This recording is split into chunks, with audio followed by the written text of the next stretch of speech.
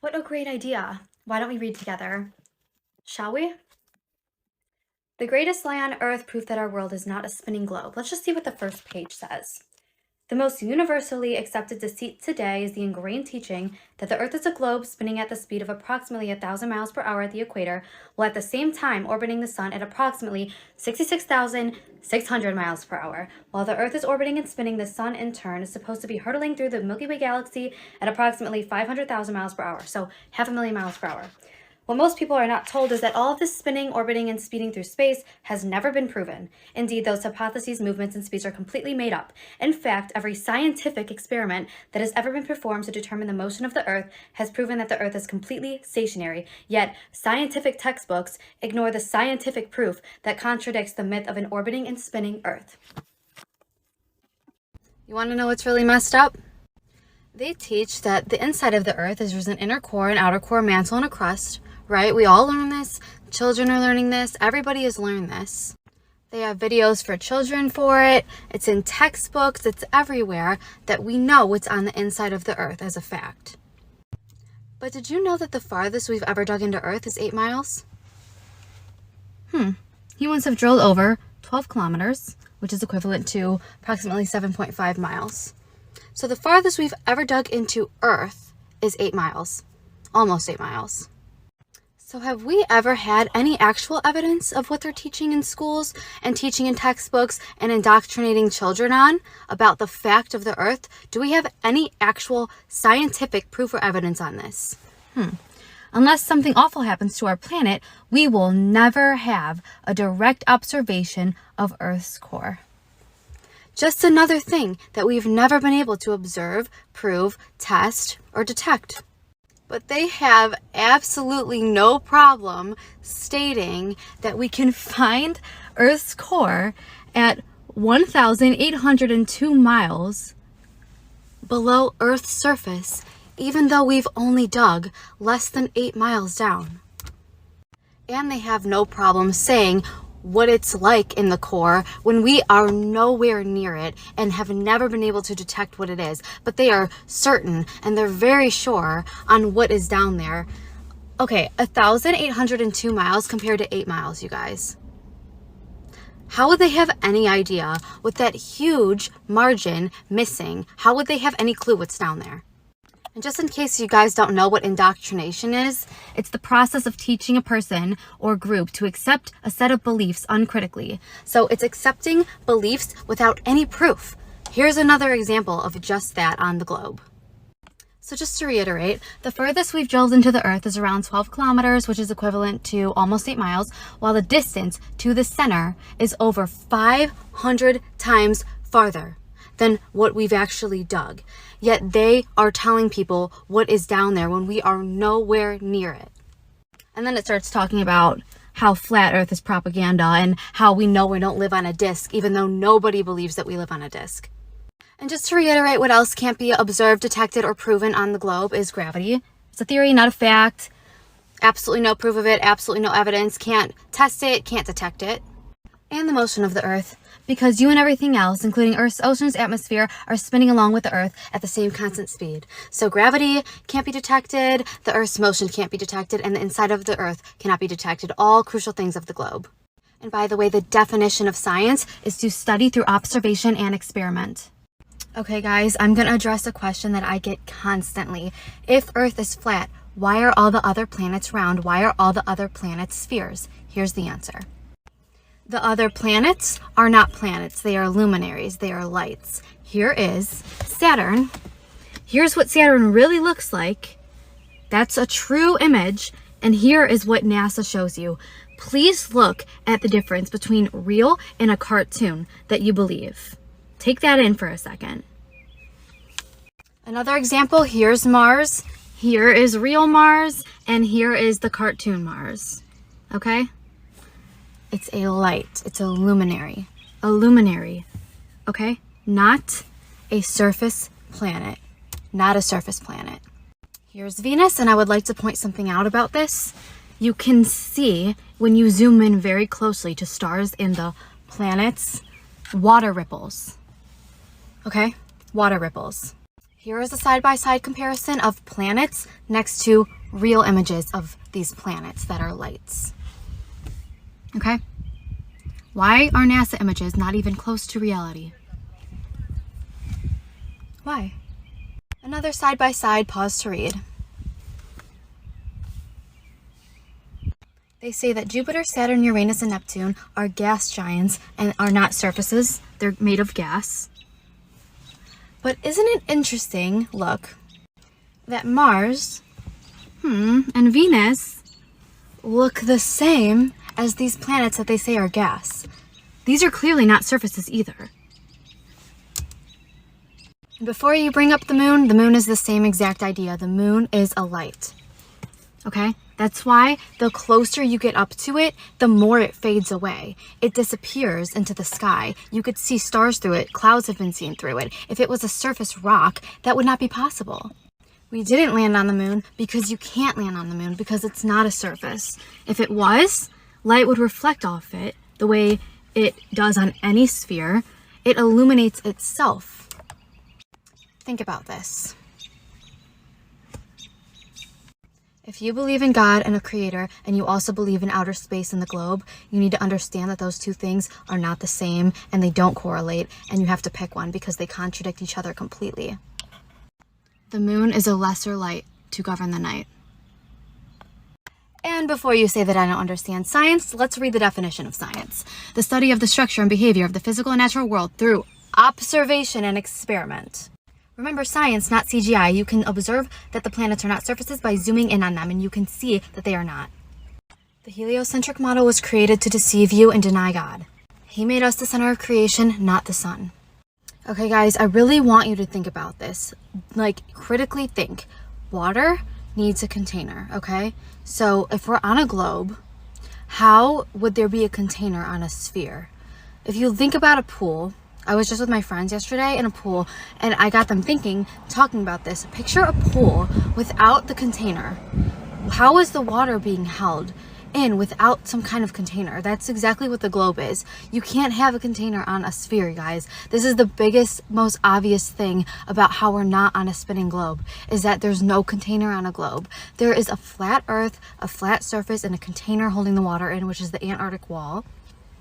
There's no way around needing a container to hold the water in. We have a container holding the water in. There has to be. You cannot deny that water needs a container, and that water always finds its level, and that it has to have something to hold it in. I really, really, really want you guys to think about this before commenting. Water doesn't bend around a ball. Water doesn't act like this. It acts like the flat, the last one. It doesn't bend to a sphere, and it never will, and it physically can't. This does not have a container holding it, and don't say gravity. Do not say gravity. It's very crucial to understand that gravity only works on the globe heliocentric model. Gravity is a force that is designed to explain how anything would ever work on a globe. It's just designed to deceive you. This doesn't make any sense. Gravity is strong enough to hold a tank, cruise ships, bodies of water in place, but it's not strong enough to hurt a butterfly flying or a duck swimming or crushing us. Helium balloons completely defy gravity altogether. Just try for 1 second to use your senses and instinct instead of what you've been told. Does this make sense to you? Do you really think that rain is falling upside down and waterfalls are falling upside down and cruise ships are being held upside down by gravity? Is it really so much harder to believe that we're just on the same surface under the same sky, and the sky isn't this like round thing? The sky, you guys, would be around the entire globe. Like the sky above us is under us also on the other side of the world, opposite ends, because it's a sphere. Is that really harder to believe than that we're on a globe and gravity is somehow holding everything in, and that the sky is all around? You have to think about this. Is that really harder to believe than the globe? Guys, if the Earth was a globe, we would see a physical curve, and it would be a physical barrier, and it isn't, and it never has been, and it never will be.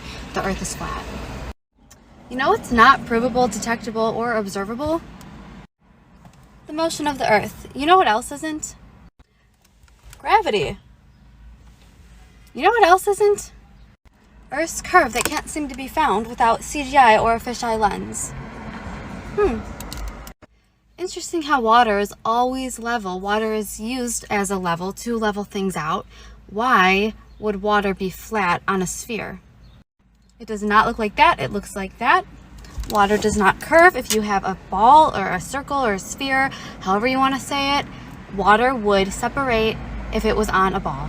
No matter how big the ball is, it doesn't matter. There is no straight line on any size ball. There's no straight line.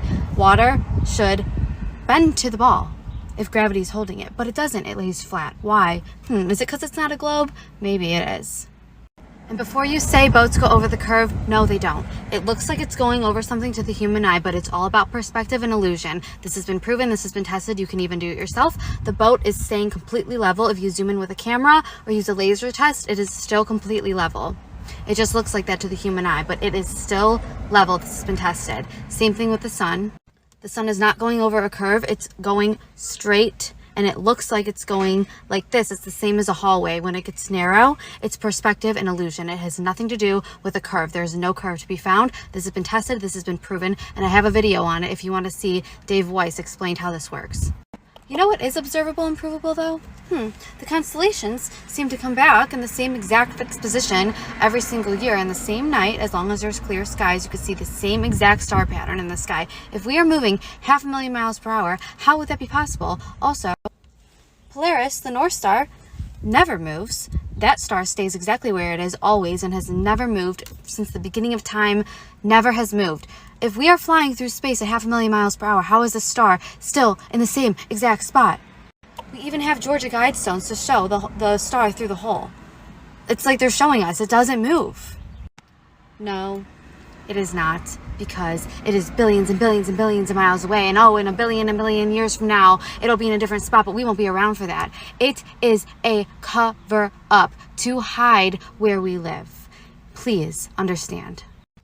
The radius value of Earth is 3959. If that was accurate, the horizon should not be 10 plus miles away from us. It should be 1.2 miles away. I'll put the equation right here. Since we know and have tested that the horizon is 10 plus miles away, we should have the radius value at 264,000 miles. Please tell me in what world there would be 1,000% error between just less than 4,000 and well over 200,000. That's a huge margin of error. The Earth is flat. Love this question. Thank you for asking. Here's why. Do you guys know how much money NASA makes a day? Just take a guess. 60 million. 60 million a day. In one day. A day. Without outer space and the globe and all of their lies, they wouldn't be able to make this much money. It's all based on lies. They are pocketing this money. Another reason is to hide land. If we do not know the shape of the Earth, if they hide the shape of the Earth to everybody, we don't know where land could be. We think it's a globe, right? So imagine if it wasn't, and there's this ice wall and like the land beyond the ice wall that we cannot go to because every country signed this treaty forbidding us to go there or explore or anything at all. Another reason is to hide a creator. So the flat Earth firmament has no other explanation other than a creator. There's no way that that could be possible without God. So outer space being vast and infinite, never ending, all of these other life forms and potential other like galaxies and whatever, all of that stuff takes away from how important and special we actually are. So they want you to feel like you're a speck of dust in the universe, that you mean absolutely nothing. They want you to feel insignificant. That's another reason. It's for control, brainwashing. They have diehard Christians and Catholics and whatever religion denying God without even knowing it by believing in outer space. Do you follow what I'm saying? It's actually really messed up when you think about it. People that go to church and, worship and everything, believe in the Bible and they preach the Bible, but they completely leave out God's creation. They completely leave out that he made us. They believe in outer space still. It's like it's one or the other. You can't believe in both because they don't correlate at all. It's very interesting. I just learned about this and it's like been like, whoa. These people that are telling you that it's a globe, they hide it in plain sight. They know the truth. They know that it's not a globe. They know that outer space doesn't exist. They're aware they're doing this on purpose. So the people that are defending the lie don't realize that the people that started the lie know the truth. So yeah, hiding a creator, hiding land, and money are the three biggest reasons why they have such an extensive lie about this. And let me show you a couple examples of how they hide it in plain sight. Look at these organizations and their logos. Every single one of these is a flat earth map. The United Nations on the top left. Look at this. This is literally a flat earth map. 33 boxes inside. 33 is a number for the Freemasons. They put it right in your face. Why would these huge organizations that preach the globe have a flat earth map as their logo? What would be the reason for that? We know that water always finds its level. Every ocean, every body of water is going to lay flat. If it was a ball, it would separate. You can't have water on a sphere. It doesn't work. Hidden in plain sight. I might have to make a part 2 for this, but I hope that answers your question. If you think flat earth is stupid, it's because you're thinking of a stupid flat earth. Flat earth is not a floating disc in the heliocentric model. The heliocentric model is designed for the globe. It only works with the globe. They're two completely different concepts. You need to understand that first of all. Second, if you think it's stupid to not believe in gravity, understand that gravity does not correlate with flat earth. Gravity is a concept that was made up to fit the globe narrative. The globe narrative fits the heliocentric model. Those three things are their own model. It's a theory, it's a conspiracy.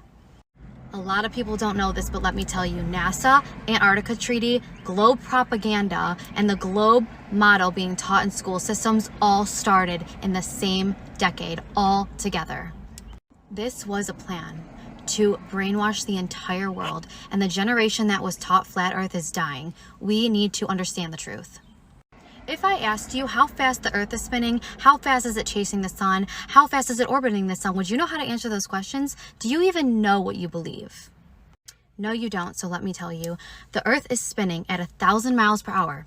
As it's spinning 1,000 miles per hour, it's rotating the sun at 66,616 miles per hour, okay? So spinning at 1,000 miles per hour, rotating at 66,000 miles per hour, and chasing the sun at 500,000 miles per hour, all at the same time. That's what you believe if you believe in the globe. Do you know how ridiculous that is? But we don't feel any of it, right? Let me continue.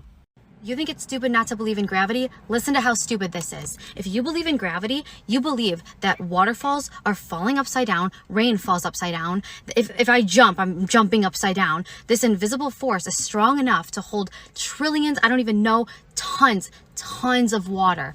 Strong enough to hold these tons of bodies of water, strong enough to hold the Titanic upside down on the globe. But it's also delicate enough to not harm a butterfly flying. Do you know how delicate butterflies' wings are? There is no such thing as a force that is strong enough to do one thing and gentle enough to do another. It is a made-up concept to be able to explain how things are upside down on the globe model that does not exist. If you believe in the globe and gravity, this is what you believe.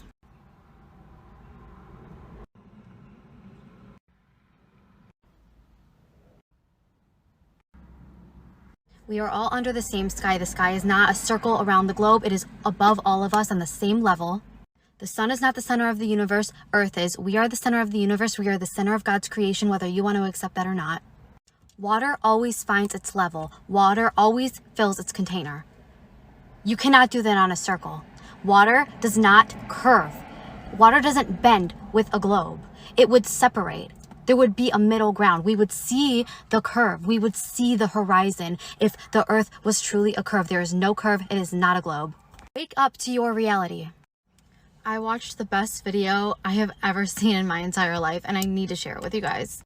When I tell you this video is full of proof, real evidence, science, math, real science, not pseudoscience. This is what it's called. The Next Level. It's on YouTube.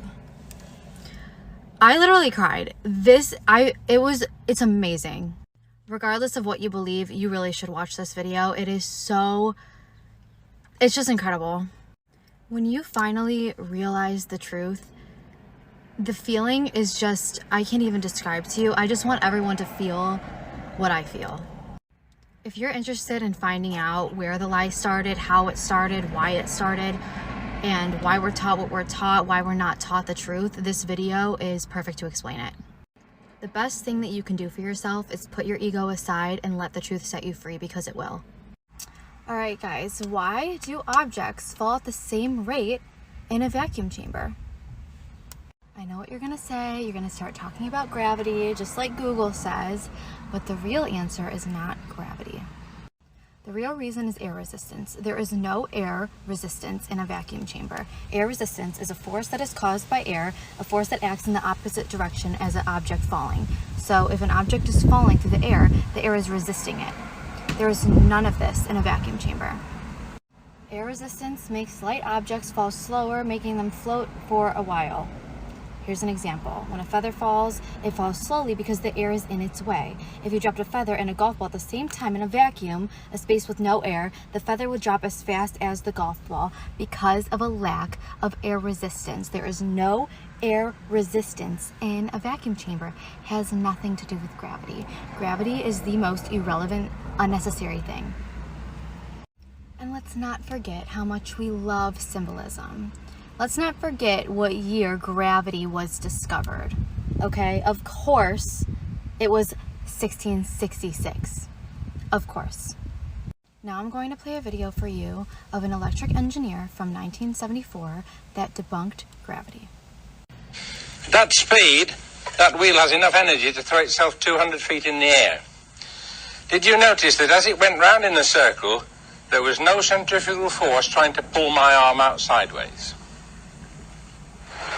Let's just do it once more. To save time, we've already spun it up. So here goes 40 pounds of wheel as light as a feather. This is not a conjuring trick. This is a fact of science. Watch it again carefully. A fact about a spinning wheel. So far, everyone has missed. Notice how he said it's a fact of science. A fact of science. And remember, the definition of science is to study through observation and experiment, which is what he did. Also remember, gravity is a theory, not a fact. And let's not forget what a theory is. A theory is just an idea. It's just an idea. It's an idea, a theory, not a scientific fact. No one has ever proved it because it doesn't exist. And before you say there's a difference between a theory and a scientific theory, understand that the observation behind gravity is literally things fall due to density, and air resistance makes things fall at different rates, and it makes it not fall at different rates in a vacuum chamber because there's no air resistance. So where is gravity needed?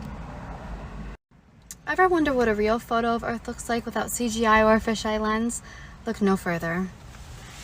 CGI, fisheye lens. This is just a fisheye lens on this one, but hi, how are you? That's what it really looks like. Just flat, horizon, horizontal, horizon, plane, flat plane. NASA's photo at 75,000 feet. Interesting how there's a fisheye lens on that one too. Oh, and then an amateur photo at 120,000 feet, which is way higher. And it's completely flat. Is that not weird to you? If you're looking for a real photo of Earth using NASA or other space agencies, you're looking at the wrong places because you're not going to find one there. Which cartoon, CGI, made-up design, drawn by CGI artists do you believe in that you live on? These are all so different. Why are they so different? Why are the continent sizes so different? Through the night sky as it hits another thrust set right there.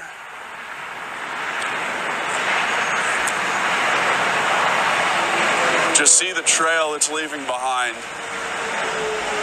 Absolutely amazing. And to describe it to you from, and you can see it, but from the ground, it almost looks as though a cloud of smoke with its own mind is just shooting through the sky. This is absolutely incredible.